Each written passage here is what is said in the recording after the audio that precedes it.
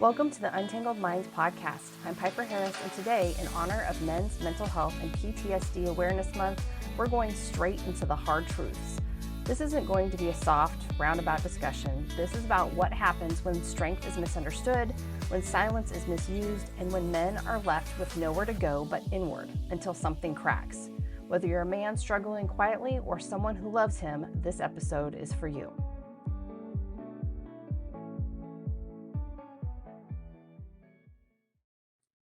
Hello. Thank you so much for joining me. So today, as I said in the intro, we are focusing on June being Men's Mental Health Awareness and PTSD Awareness Month. This is something that is very near and dear to my heart, not only as a therapist that focuses in the trauma realm, but that I feel really blessed that I have a lot of men clients. And I think this is very important to talk about. Additionally, I'm married to my husband for 21 years, and he just retired in law enforcement for 28 years. So I have a very unique perspective with those that are first responders, last responders. I've had the opportunity to meet some really incredible men and women as I followed my husband all through the United States in his career. And I just think it's really important for us to have this conversation that this is what June needs to look at. We need to discuss men's mental health and PTSD awareness and really start talking about some of these hard truths that are up against men. So just the other day, I had posted a little thing on social media, and these are the 7 kind of hard truths that we're going to talk about today, and I'll share these just real quickly with you. So number 1, society lied. Silence is not strength. Number 2, PTSD is not just about combat. I can't tell you how many times I've heard people say, wait, I wasn't in a war. I'm like, you don't have to be. We'll talk about that today. Number 3, risky choices aren't always about the thrill. So we're going to dive into this because this is very common to see with men that are really struggling with their mental health or undiagnosed PTSD. Number 4, anger and irritability. These are symptoms. They are not personality. Gosh, I tell you, I have wives come in and my husband's doing this and this and this. And I'm like, I really think that it sounds like your husband might be depressed. What's going on? Let's see if we can help. So this is very common. We'll talk more about that today. Number 5, avoiding it won't make it disappear. This is not just for men. This is for anyone. Avoidance does not work. We'll dive into that a little bit more. Number 6, not all therapy is soft. You guys know this with me, but therapy can be strategic. And I think this is the course of treatment for men in particular. And number 7, if you're just functioning but not really living, it's time for us to talk. So let's dive into these 7 hard truths about men and mental health. So number 1, society lied. Silence is not strength. So for generations, men have been told to be tough, to stay quiet, and to kind of just white knuckle it through. But silence really, truly isn't a sign of resilience. It's a form of emotional suffocation. Now, we have to keep in mind, too, contextually, that we have evolved over generations in context of how men should be. There's a should statement in there, cognitive distortion. And that I think too, we've, how do I say this? We have gone through some significant changes when it comes to the expectation of who a man should be and how they should present themselves. Then we kind of went into this interesting evolution that I've seen probably started in the early 2000s, where men became more effeminate. And so when it became where that masculine nature, which I think a lot of times we say silence is that, was put to rest. But now I'm starting to see this tide turn again, where it's like, hold on a second, we need men. We need men to do what they are created to do. But in that, I think we're starting to see the silence idea to kind of creep in there. And so I remember, gosh, it was years ago, I had read an article about this kind of odd tide that we saw changing, where men went from these rugged men to this kind of effeminate. And it was a depiction of um, oh, who is the vampire guy in all this? See, I can't keep it straight. Patton, I think was his last name, compared to Clint Eastwood. And this article was very much that women are desiring to get back to these Eastwood types. But again, we've got to really talk about this silence. Silence is not strength. And this is something that I see every day in my practice, and this is really something that men have carried alone for years. If you listen to any of these great podcasters out there, Joe Rogan, John Deloney, even Huberman, you hear a lot about this societal expectation of silence, but they are starting to break through. Theo Vaughn, I really enjoy listening to him because he really is breaking that kind of third wall, if you want to say, with men staying silent. Like, let's have conversations. Let's have conversations about the things that we're up against and what we see. And so it's this really neat shift that I'm seeing. But the problem is that we're just breaking through, and this idea that men should stay silent. This is suffocating them, absolutely suffocating them. So they've been told like vulnerability is weakness. And so what happens is I see as men internalize this pain, and then it comes out sideways, right? So it's like through health issues for sure, strained relationships, complete shutdown, or like workaholism. But I do again see this tide starting to turn. And men are showing up more. They're asking questions. They're saying, hey, I want to thrive, not just survive. And that's where I'm starting to see that real strength in men. And they're learning to really speak through it. Um, and so they're saying, hey, the world might have, or societal expectations might have said, I need to be silent, but I can still maintain my masculinity by also recognizing that there's something going on and I need to be vulnerable and step into this. I mean, I'm telling you, you watch any of these shows. I started watching a new one, Q Department, I think it was called. And guy was in a shooting. He was a cop. He was in a shooting. He got shot, and you see him sitting down with his therapist, and he won't open up, which is so common. It was a really good depiction of what we see with men. Like, you just sit with this. I mean, that's kind of what we've told them for years. You need to sit with this. We're going to put you in with a therapist because we have to, because department regulations. We're going to use your EAP. There's no trust there. There's nothing there, and they just stay silent. And this is so dangerous. And we've got to start encouraging men. Hey, we love your masculinity. I love that. I know my husband will run toward danger for the betterment of others and for his family. I find that incredibly sexy. I also find it incredibly sexy that he's like, hey, I need to be vulnerable. I'm really struggling with X, Y, and Z. We need to encourage that in men. We really do.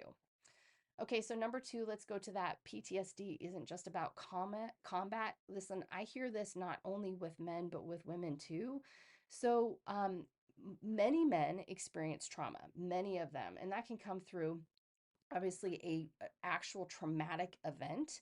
So a one-time event, so maybe this is like an earthquake, a car wreck, something like that, or this could be complicated history of trauma. So this could start in early childhood, whether that's sexual abuse, maybe being in the foster system, something like that.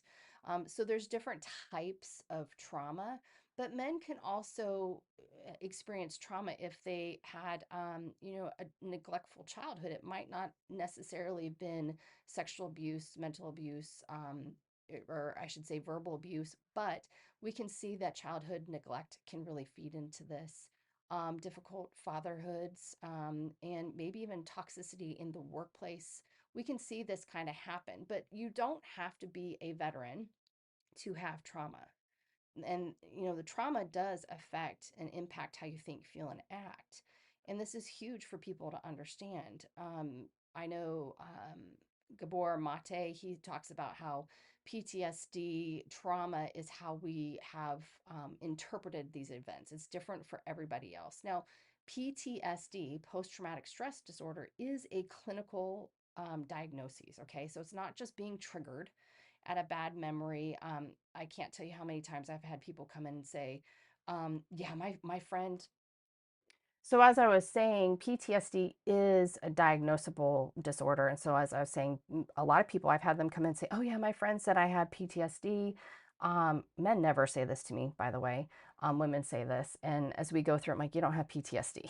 Or they'll say, I'm having flashbacks. You're not having flashbacks. This is clinical. So it's not just about being triggered or having a bad memory. It does involve intense distress, flashbacks, sleep disturbances, avoidance, hypervigilance that interfere with daily functioning. And this is something that a good clinician will assess you for. So roughly 60% of men, they experience at least one trauma in their lifetime, and about 4% develop PTSD. But listen, so many cases go undiagnosed. So many cases go undiagnosed because, back to number one, silence is strength, which is bunk. And a lot of times when we see this, it shows up in irritability, workaholism, substance abuse, or just shutting down emotionally. So I know it's higher than 4% of men actually, move into a diagnosable PTSD, but they're not getting the help. They're just not getting the help. And here's the thing: PTSD, often, like I just said, is missed in men because it comes out in the irritability and that sort of thing. So PTSD in men doesn't always look like flashbacks and panic attacks. It doesn't. Sometimes it looks like anger or numbness or control issues or isolation. Or a man who looks like he has it all together. He is just wrecked on the inside. And here's why. So when it comes to PTSD, what happens in the brain is the brain will store trauma in different places of the brain. For example, it holds that trauma memory in the hippocampus, and that's the memory center. But what happens is that it is inaccurately um, storing information. Okay, so it could even go back to societal beliefs, and then on top of it, he's got the trauma, and it gets all kinds of messed up. What also happens when we have this trauma effect is our fight or flight, our amygdala is on high alert. So we really are having difficulty in managing emotion, remembering. I see a lot of forgetfulness, and they have a lot of frustration, or even they can't focus. But what also happens here is that it can affect the insula, and the insula plays a role in the awareness of like our internal states. So when men are taught to ignore what they feel, their bodies, when it comes to PTSD, it responds through dysregulation because that insula is basically crying out to feel, to move through this. And so that dysregulation, it's not going to be through crying. It's not, but it could be through zoning out, snapping, shutting down, or exploding. And if we understand how the brain is reacting, and we educate men on this is what's happening in your brain. Now, I want to say this with a caveat: because we know what's happening in the brain and the body when it comes to mental health issues with men or PTSD, this is not taking away that they need to take responsibility for some of their behaviors. 100%, this is not saying don't take responsibility for poor choices, but this is about understanding that a dysregulated brain and body leads to maladaptive behaviors. So, understanding this is really going to help us to normalize some of those responses we see, and it gives us a really good starting point for real recovery. So, again, you don't have to be a veteran to have PTSD. We see this in first responders, last responders. We see this again with complex cases. And so, we really need to normalize this conversation about some of these responses we see. I had a man come in to me, and he came because he had such an anger and rage issue. And when he came to me, he was very quiet, very closed off. His arms were wrapped around him. And as he shared his history, it was absolutely heartbreaking. And I tried educating him on, like, this is what's happening. This is what's happening in your brain. It's storing information inaccurately. We need to confront this trauma, which is not a lot of fun for a lot of people. It helped him to understand that. And it was really neat seeing him open up. Unfortunately, he didn't continue through because it is a really tough process. Um, but we did break through some of it, and hopefully he felt seen and heard. But his came out with a lot of rage. And here's the thing, too, that I want to say for female therapists: do not say you're a trauma therapist if you can't sit with rage. Do not say you're a trauma therapist if you can't sit with rage. Listen, it is unnerving when I have men that are 6'4" and I'm barely 5'6" right now and they're raging. I mean, it can get unnerving, and I have to calm my nervous system because I know it's not directed at me, but you have to be able to sit with that because this is how it comes out often. You need to be comfortable with that. The reason so many guys don't stick out in therapy is they're not listening, they're not doing anything, and I see fear on them. Why are they going to continue talking to you if that's how you react? So do not step into therapy, especially with men, if you can't sit with those big emotions. Don't do it. You're just going to cause more harm than good. All right, so number 3, risky choices aren't always about the thrill. They're about pain. This is something that I talk about in my trauma workbook. So many men don't recognize how trauma shows up. We've talked about that, right? So it could be working nonstop, drinking more, gambling, cheating. These are not bad habits. Yes, they become behavioral addictions or habits, but really it is pain in disguise. It really is. And so I talk a lot about this in the workbook that trauma creates dysregulation that feels absolutely intolerable. And that nervous system of ours, right? The brain, the nervous system, it's constantly in hypervigilant state, so it's scanning for danger. And so oftentimes, to quiet that noise, many men unconsciously at first turn to high stimulation behaviors. Okay, so it's not about always being careless, it's about trying to find a sense of control or calm in ways that eventually create actually more chaos. So in fact, it was really interesting. The other day I saw a post on LinkedIn, and it was by a clinician that focuses on first responders, and he was talking about the T-type personality.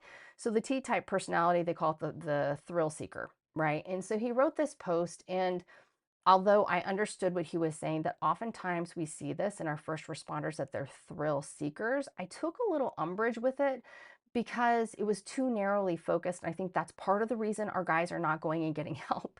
So the article was basically like, everybody that is a first responder is a T type. And I'm like, I don't agree. That has not been my experience. So I think, again, when we are super narrowly focused on this is how our first responders are, it really is not part and parcel to like the whole issue. It's much more complex, and it irritated me because when we only say they're thrill seekers, then again we're narrowing their safety. And so what I said in response to this clinician is, I agree there's T types, but we cannot disregard those individuals that are truly doing this out of service and duty and altruism, because there is a lot of them. Could they started at a T type? Sure, but I think a lot of the men and women that I have met over my husband's career, it is service and duty driven. And so again, is everyone a T type? No. And does a T type have risky behaviors like sex, alcohol, all of that? A lot of times, yes. But by bypassing the complexity of these individuals that are suffering with mental health issues or PTSD, you're blocking their options or their perceived options. I can't tell you how many emails or messages I've gotten through Instagram from individuals that are like, do you think my EAP will cover X, Y, and Z? Do you think that your workbook would work? Da, da, da, da, da. I mean, like, they're really trying to. Often, um, it's like, I can't go to EAP, so employee assistance programs, because like I can't trust what's going to be said. I don't want to lose my career because there's always a stigma if I go receive help. I am seeing a lot of people speak out against this a lot more, especially for law enforcement or just first responders, which I appreciate. But again, when we see these risky behaviors, it causes mass destruction. Mass destruction. I see, unfortunately, a lot of infidelity with these individuals that are in these roles. We see it with a lot of ambulance drivers. I see it with like ER nurses. I see this a lot. There is a thrill to it, but then again, when we have a dysregulated nervous system, if it's PTSD or it's something else, we're not managing anxiety, depression, whatever it may be. We see dysregulations and dysregulation in the body, and these individuals go to these risky behaviors almost to like get this energy out of me. And so again, we are not saying don't take responsibility for your poor choices, but this is nervous system driven. I have a new client who has an eating disorder, and explained to this client that what happens is that the insula is asleep, right? And so that dysregulation, that brain is like, wake up, wake up, wake up. And that is what led to the eating disorder. We see this in part. We see this a lot with cutters. We see, this depicted on film and stuff. It's like, because they need the pain. No, it's not about needing the pain. It's about finding regulation, trying to wake up that brain, which is dysregulated. If that part of the brain is asleep, the body is like, what the hell is wrong? So then they go to risky choices and behaviors to almost shake it loose. And then if you go into something like personality disorders, which we do see in men, and no, it's not just narcissism. I do get really tired of every woman saying every man is narcissistic. It's not the case. But again, just one of those psychological terms that people have bastardized and just throw it around, and it's completely unfair. But we will see with some personality disorders with men, and men can have borderline 100%. We see this in antisocial personality disorder. It really is a dysregulated brain that chose risky behaviors. Then those risky behaviors became habits, became all of these things, right? It's just kind of the snowball effect. But all that to say, risky choices aren't about thrill, they're oftentimes about pain. Okay. Number 4, anger and irritability are not symptoms, or they are symptoms, excuse me. They are not personality flaws. Ugh, I can't tell you how many times I've had women come in and say, this is what's going on with my husband. This is just his personality. And the more I get to hear the stories, I'm like, hey, I really don't think this is personality. I think we're looking at something else. So many men, they carry shame for being short fused or moody, right? When in fact, what it is again, it's their nervous system responses. And they're really not deeply personality flawed. They're just dysregulated. I love this quote for John Deloney. He often says that anger is often the bodyguard for fear and sadness. Anger is the easiest thing for everybody to go to. It just sits there. We can grab it, and it can help regulate initially. But it's everybody grabs anger first. Everybody grabs anger first. So anger is often the bodyguard for fear and sadness. And so really it's about getting underneath that anger. So what it looks like is often with guys, it's rage or irritability. And it's really, again, a man whose system has been on the edge for so long and it can't regulate anymore. And it comes out. So there really is a deep connection between stored trauma and these outbursts. But they can be rewired. They really can. And anger does not have to define a man. It doesn't. It points to what needs attention. Anger is really pointing to, hey, let's look over here. So guys, if you're really struggling with anger and irritability, um, and again, this can be depression. This can be PTSD. This is not a personality flaw, but you have to recognize that short fuse and that screaming. This is pointing to a need. And we've got to step again into that vulnerability. I know it's really tough, but these are symptoms of something that you're not looking at. There's this, I don't know where this fable came from or whatever you want to call it. I think I learned it in school, but it's essentially called the touching tree. I think it's had different iterations and different names, but essentially the story goes that a man goes to work and he gets screamed at and it's just awful. And he's over drinking. He gets home and he unloads on the family and he's just screaming and screaming and screaming. And so eventually his family leaves him. And so one day, as he returns to his quiet home, he trips on his walkway up into the house and he brushes up against a tree. He walks into the house and all of a sudden the rage and the anger is gone. And so the story continues to go on. Like he keeps stumbling at the same spot and touching the tree, and the anger and rage is gone. Essentially, the whole premise of this story is that we need to find our touching tree. We need to find a mechanism to release anger and rage. It is so important that we have a touching tree. As a therapist, I have a touching tree. I have a routine that I go through before I go home, so I don't take everything that I've heard in session to the house. My family doesn't deserve this. And so I have my own touching tree ceremony that I go through. And this looks different for everyone, but often when I'm working with guys, I'm like, we need to create a touching tree. We have to create something. Now with women, they like more kind of creative solutions. So I had one woman who would collect rocks. Every time she was upset, she'd grab a rock and she put like that pain in the rock. Um, for guys, it definitely doesn't look like that. So a lot of times I have men, their touching tree is on the way home. They're either going to, if they need to get the anger out, then they're going to listen to the music, the ragey music, or go to the gym, and they're just going to put all of that energy into those things. Or a lot of men are like, okay, I'm gonna drive home, and it's going to be very meditative. So they're going to listen to, maybe say it's a prayer on the way home, whatever it is, to regulate their systems, because they recognize it is dysregulated. So we come up with a touching tree for men, because again, anger and irritability are often, they're the symptoms and they're pointing to a need. So we start there. It's a really good place to start. And it takes a lot of practice, because keep in mind, if you're reaching for anger and irritability, you've created that neural pathway and it just keeps going there. You're stuck on that hamster wheel. So we have to put new things in place to create a bridge to a more adaptive neural network. All right. So, number 5, avoiding it won't make it disappear. Suppression is not the solution. Okay. It's just not the solution. What you don't face, it will always find ways to show up, whether it's in your relationships, your job, or your health. I promise you. And here's the quick neuroscience. The trauma avoidance is given by, it's driven by the amygdala's reactivity. So remember our fight or flight system. And what happens then is it tones down our smart system, the prefrontal cortex. So it's very under engaged. So our brain literally gets hijacked into threat mode, and it avoids anything it sees as unsafe, including thoughts and feelings. But again, when we avoid things, it just reinforces the belief that we can't handle it. The cycle continues until, like, literally life forces you to face it. And it's usually in a much more difficult way. Avoidance is a huge mechanism for guys. I especially see this in our first responders. And a lot of times they're like, no, I compartmentalize it.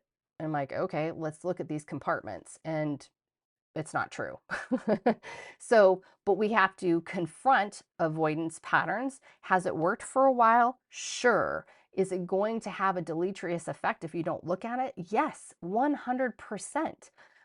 Just the other day, I ran across a post of the poor men that were sent off to war in World War, I think it was one, two. I'm so terrible with history. My husband would just die if I couldn't remember. But anyway, it was pictures of these men that came back from war with undiagnosed PTSD, and it was absolutely heartbreaking. What did they do with these men? They avoided it, and they just sent them off. They just left them. They put them into psychiatric hospitals, and they never talked to the other men that are confronting these things. Just avoid it, men. Just avoid it. And again, it goes kind of back to that societal message of silence is king. It is not.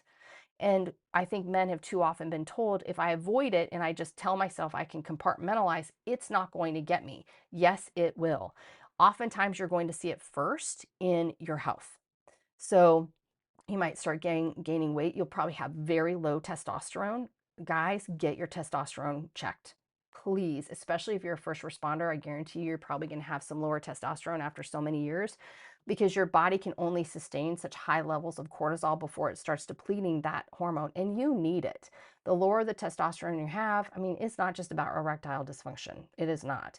It's about prostate health. It's about your mental health. So you've got to get your testosterone checked. I can't tell you how many of my guys, I'm like, when was the last time you had your testosterone checked? Oh, I don't know. What level's it at? He comes back, oh, I don't know, it's like 220. I'm like, oh my gosh, no wonder you feel like crap.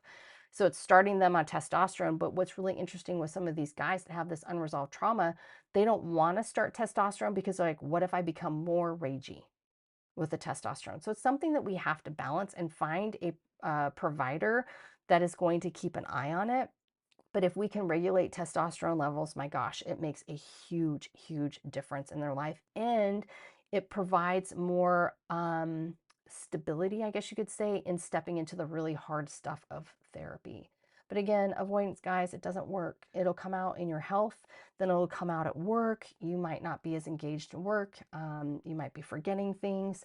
And then it'll definitely come out in your relationships, whether it's in your intimate relationships, with your partners or your children, but it's going to come out. There's no such thing as compartmentalization. There's just not.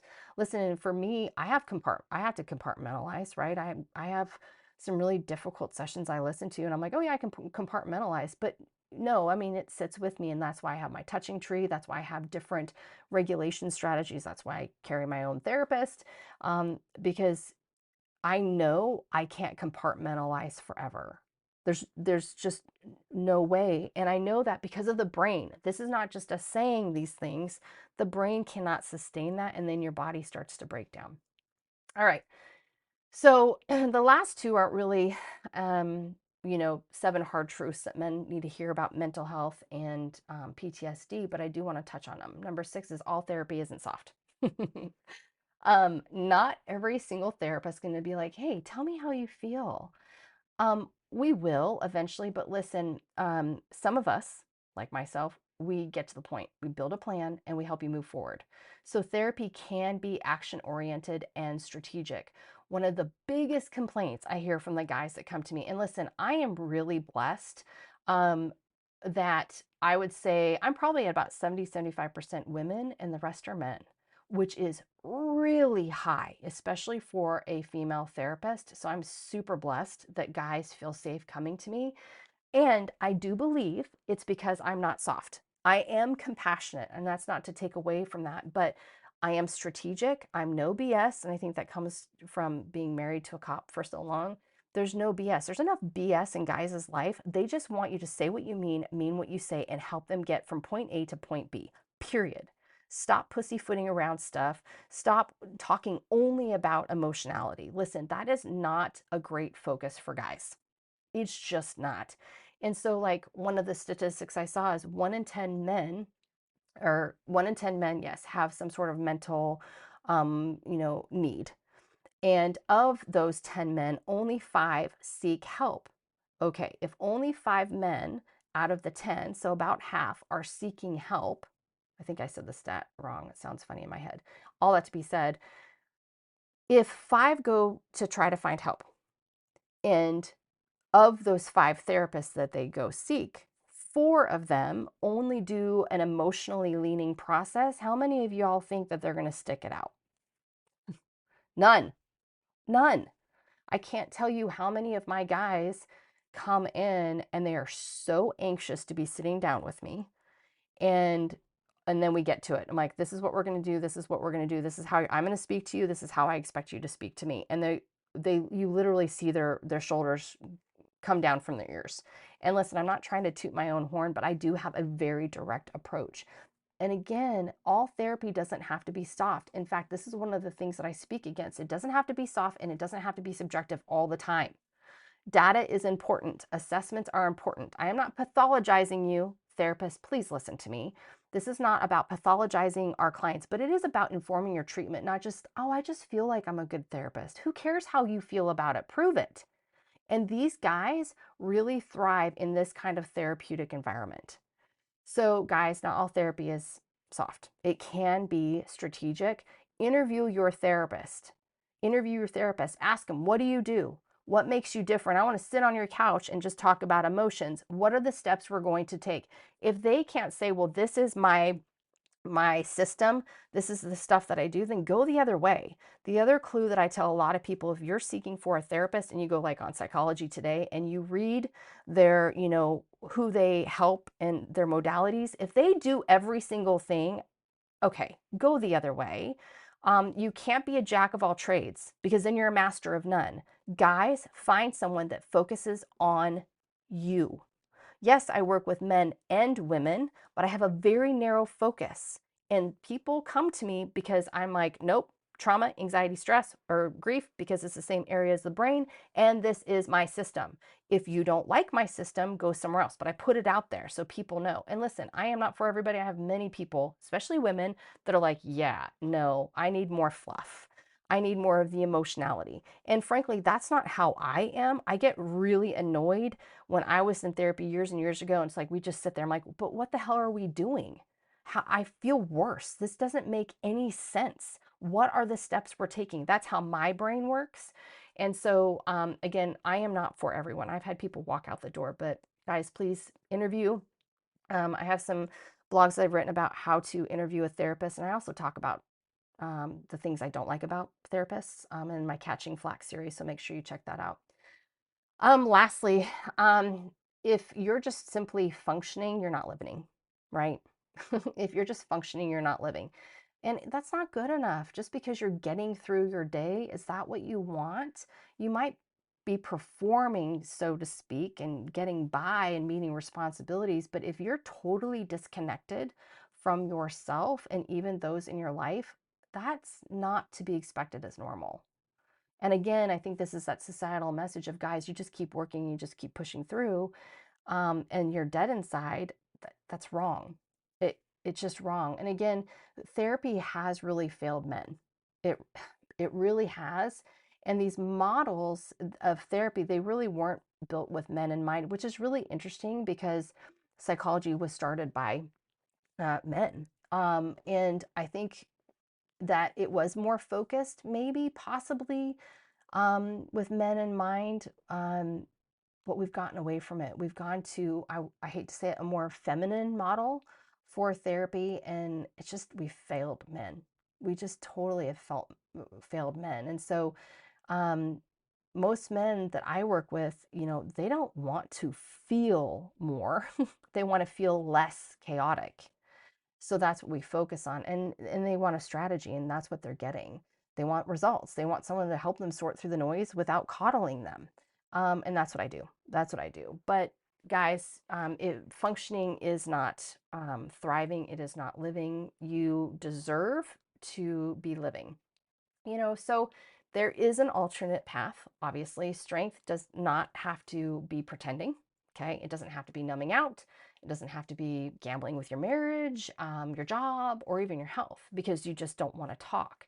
Real strength, and this is what I'm going to say, guys, please hear me, is stepping into the hard work. I am not going to lie to you. If you come to me and you're having some mental health concerns, or you're struggling with PTSD, this is going to suck. But choose your suck, right? This therapy is supposed to be difficult. It really is. If you truly are going into therapy saying, I need to have a resolution, I need to learn new skills, learning anything new requires effort. Oftentimes, effort has suffering involved. If I'm learning how to, okay, that you guys are gonna laugh at me. I really, really, really want to learn how to be a drummer. I know it sounds ridiculous, but I really want to. And so I've been watching videos, and then when I'm listening, like I'm in the sauna, I'm trying to like go along with, okay, is that the snare? What am I doing there? And the hand and foot movements, all of the things. Guys, I suck at it, and I get so angry. Now I know sounds really stupid, but that's suffering. I'm trying to grow something. I'm trying to learn something before I go invest on a $500-600 set of drums. But all that to be said, you need to step into this. Choose your suck. Your suck right now is you're hidden in silence, you're irritable, you have anger, maybe you're cheating, maybe you're gambling, maybe you're drinking too much, maybe you're not sleeping, all of the things. There's your current suck.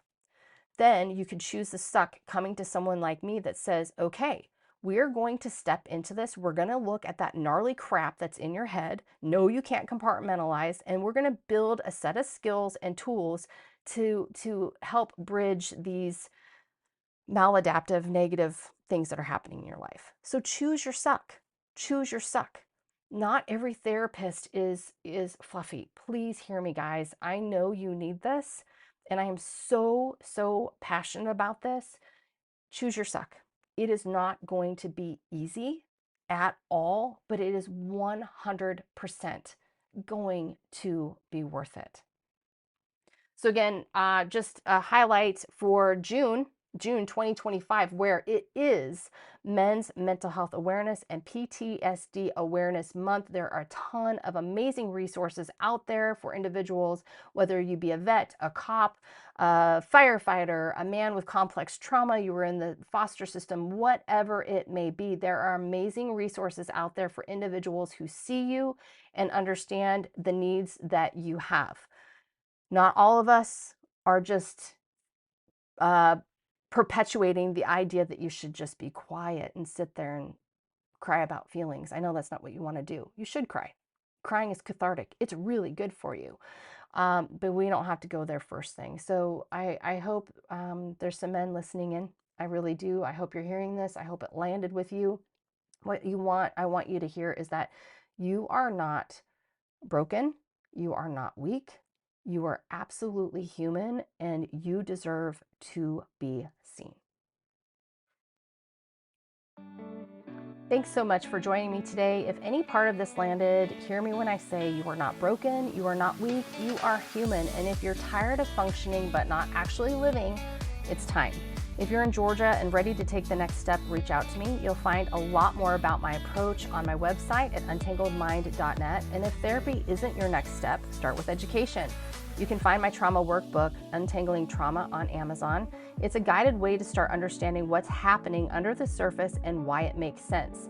Most importantly, don't go another year believing this is just who you are. There's a path forward and you don't have to figure it out alone.